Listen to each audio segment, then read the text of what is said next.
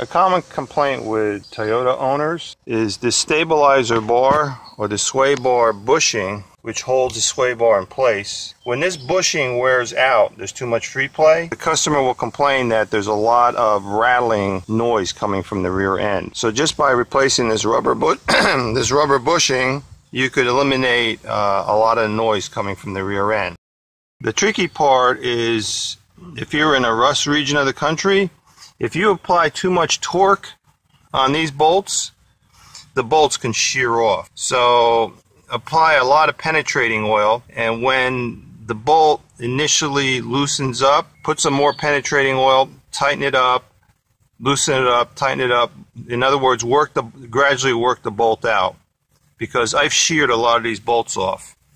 And when you take this bolt off, you want to use a socket attached to a 1/4 inch socket wrench. Don't go 3/8, because that may generate too much torque and potentially shear the bolt off.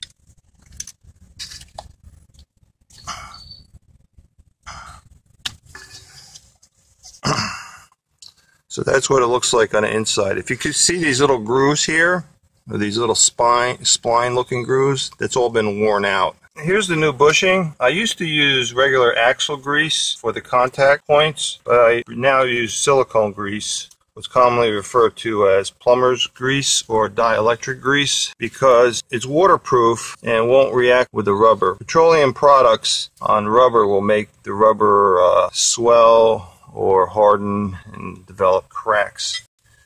Alright, so we'll put this over here, attach the bracket.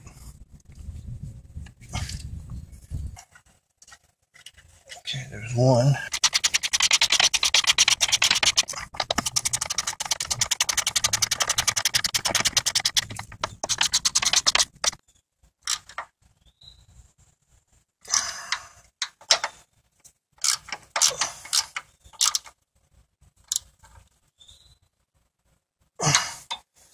We're done.